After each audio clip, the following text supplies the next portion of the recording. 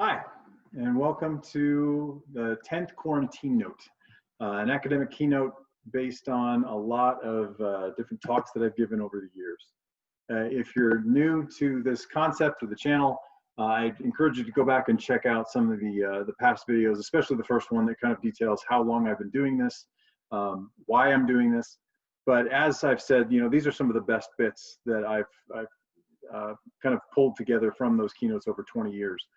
And while I've been saying for a few weeks now, this may be the last one. Well, this really might be the last one because the quarantine's basically over.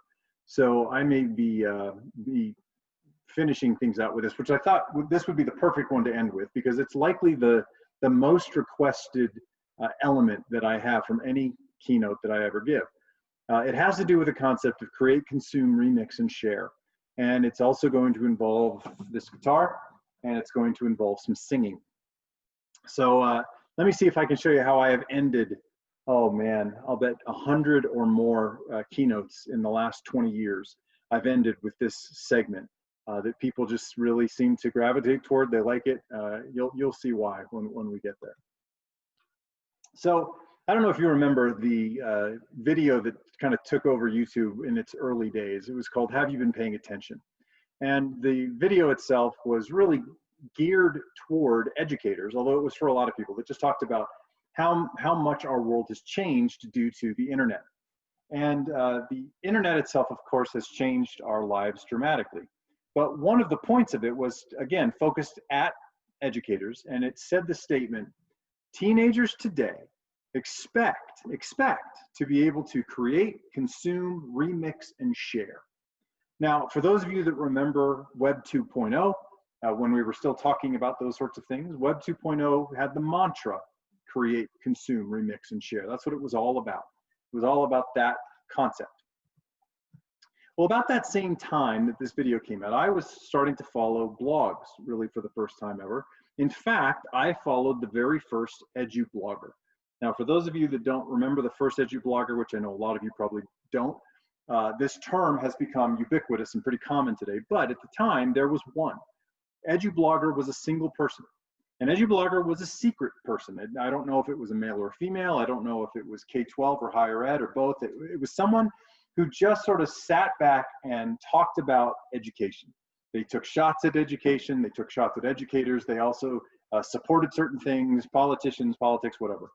And so I would follow Edu-Blogger just to see what Edu-Blogger thought. Well, this video came out and made its rounds, all over the place. Teachers shared it with other teachers left and right. And Edu-Blogger had some thoughts on it. In fact, Edu-Blogger did not like this video. Edu-Blogger said, has anyone seen this garbage? Educators have to teach students to be original, to have original thought, and to do original work. Imagine a world where using other people's work to create your own was okay. We'd never have gotten past the toaster to see the benefits of the microwave. We'd never have gotten past swing music to experience amazing original works like Elton John's The Lion King or other seminal works. Maybe that tells us a little bit more about Edu-Blogger, I don't know. But as I always do, I really thought about that. I try to find a contrarian position. I try to find what other people say that don't always agree with me in order to try to stretch myself, to be more educated, to be more thoughtful, to really consider the opposing side and determine, do I really believe what I believe, even though I know the opposing side, or am I just believing what everyone around me believes, like a filter bubble? So I thought about it, and I thought about it. But at the same time I was thinking about it, I couldn't get that song out of my head. They call it an earworm. So Elton John's The Lion King, which came out in 1996, I could hear it in my head. So as I'm thinking about create, consume, remix, and share, as I'm thinking about all the other elements, is it scaffolding, is it stealing, is it ethos, is it plagiarism, is it yours, is it mine, is it ours? I'm thinking about all this, and I'm hearing at the same time Elton John's The Lion King. In fact, I'm hearing something like,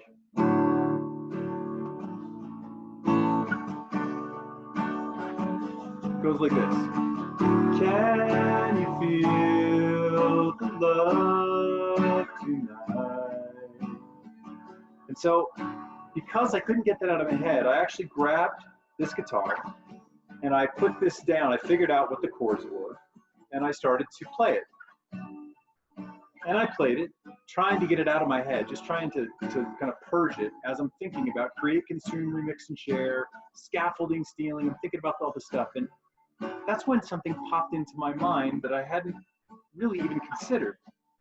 See, I heard something else that wasn't that song, that had come out after that song, but it used these chords. I heard say tonight, fight the break of dawn, come tomorrow, tomorrow I'll be gone. And then I heard this, you're beautiful, oh no, you're beautiful. And then I heard, if I could, then I would go wherever you may go.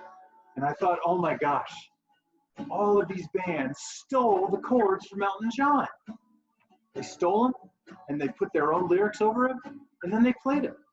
I don't know if you remember this, but Adele won a Grammy for this. Never mind, I'll find someone like you. I wish nothing but the best. You guys get it, you remember it. Okay, so I'm playing all these chords and thinking, oh my gosh, I first of all know all these songs, but they stole these chords from Elton John. How could they do that? How's that possible? And so I'm playing and I'm playing. I'm just trying to think of there other stuff that I know, and then something pops into my head, something I was really not prepared for, something that came out well before 1996 when he wrote The Lion King. This came out in 1989, and I heard this. Harry Truman, Doris Day, Red China, Johnny Ray, South Pacific, Walter Winchell, Joe DiMaggio, Joe McCarthy, Richard Nixon, Studebaker, Television, North Korea, South Korea, Marilyn Monroe. Billy Joel wrote that in 1989, and I thought, oh my gosh, that's more acceptable to me because, you know, I like Billy Joel a lot. And so I thought he surely started all of this. And so I was, first of all, amazed that I could play We Didn't Start the Fire. I was a little disappointed that Elton John had stole those chords from Billy Joel, but I kept playing, thinking, holy cow, what came out between 89 and 96? And I heard some things, but they didn't come out after 1989. They came out a little before. I heard, wherever you go, whatever you do, I will be right here waiting for you. This was Richard Marx. He sang that song at my prom. That's how old I am. And I thought, oh my gosh, could Richard Marx have written a song that has been stolen over and over and over again? I don't think so. So I kept playing. I kept looking out to see who else I could find, and sure enough, I think we're alone now. There doesn't seem to be anyone around. But I thought, no, not Tiffany. That can't be right. I kept playing, so I thought it's got to be somebody other than Tiffany. And I found somebody else. We're not gonna take it. No, we ain't gonna take it. Remember Twisted Sister? That's right. Apparently, Dee Snider wrote the most prolific song of the ages that has been stolen over and over again. And I thought, that can't be. So I actually started to kind of play around with it a little bit. I started to see if there was some other way I could mess around with the chords or something. And I don't play the bass, but I can kind of mimic. When you hear the bass, do you hear what I hear? Because I hear a song that came out in 1984. I'm sorry, 1982, I think. By a band you probably know. You hear this? See the stone set in her eyes, see the thorn twist in her side, and I wait for you. Could it have been Bono?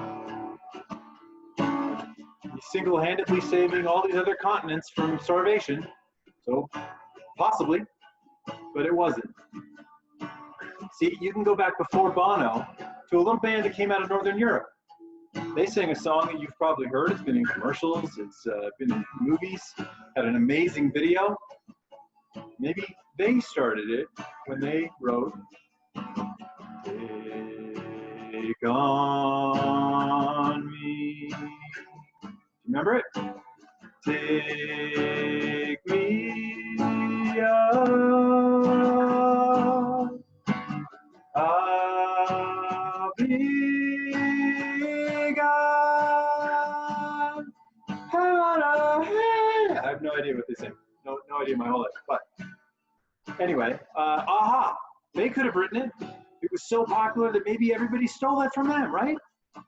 No, that's not how it happened. You can go a little before them to a band arguably far, far bigger in the US, and they sang, "Just a small town girl living in a lonely world. She took the midnight train going anywhere." Put away your lighters. I know a lot of you have lighters. No. It wasn't Journey. It could have been, but it wasn't. See, you can go back into the 1970s and you'll find stuff arguably a little bigger than Journey that actually had this in it. So how about this? Well, on your mark, get set and go now. Got a dream and we just know it. No? No, okay, not Laverne and Shirley. It wasn't Laverne and Shirley.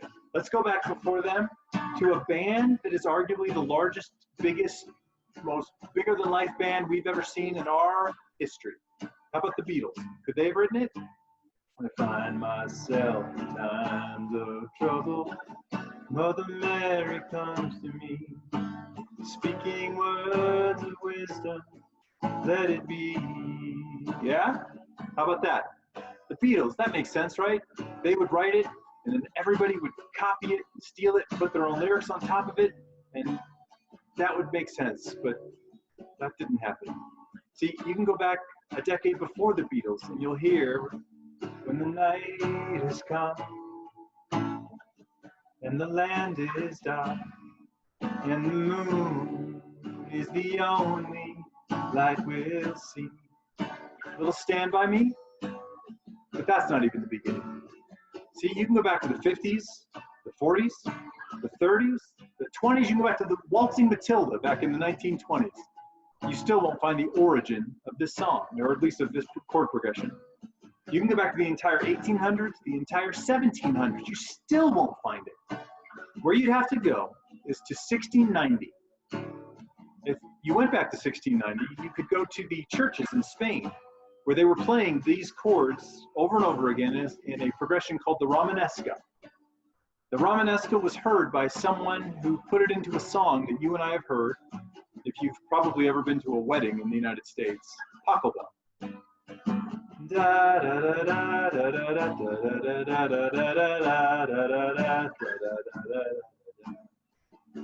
The Pachelbel Canon in D is really the first place that most of us would have heard this song, and where all of these musicians have heard it over the years and added it to their stuff. You see, I think create, consume, remix, and share, I think it's right. It's how we work. It's how we live. It is scaffolding. It is credibility. It is not yours. It is not mine. It is ours. This is how we live. Everything we create is built on something else. That includes ideas, that includes learning, that includes everything. Now, some of you may be sitting there saying, wait a minute, I know that bit. That's a bit, that's not your bit. I've heard the Axis of Awesome do that before. And you're right, they do this song. That's not the first place I heard it. The Australian band, who's kind of like the Weird Al of Australia. And they're amazing. They have some really cool stuff. You should check them out. Some of you are saying, no, I don't know Axis of Awesome, but I know Rob Paravonian, the stand-up comic who goes around talking about how he played the cello as a kid, and he used to have to play this song over and over again, and he hated it. Yeah, you're right, he does, but that's not where I heard it. Some of you are saying, well, maybe it's those two little kids from Asia who grew up on the internet, not being able to say American, speak English, but they could sing in English, and they knew these songs, and so they played them over and over again on YouTube. Yeah. They were around too, but that's not where I heard it. Maybe you thought, no, it's the English girl who did the same thing over in Britain. Yeah, I know that set too, but that's not where I heard it. No, where I heard this for the first time was at Denison Elementary School. when I was in elementary, and I heard it from Mrs. Luckin, who would teach us songs from the 70s, like Neil Diamond and Liberace. And she used these songs to help us learn the concept of chord progression and moving through things, and to try to help us understand these cultural songs. I actually utilized it again when I went to the University of North Colorado, when I played under Gene Aiken in the lab bands, the jazz bands there. And we would sometimes play these chords over and over again, and we would improvise on top of them until inevitably somebody would fall into a song that already existed. Those are the places that I heard this. See, create, consume, remix, and share is how we work. And it's arguably how our classrooms should work. Now, again, this is possibly my last quarantine note, so I want to end the way that I've ended almost every keynote I've given, with that bit leading into this final quote from one of my favorite neuroscientists who wrote Brain Rules. His name's John Medina.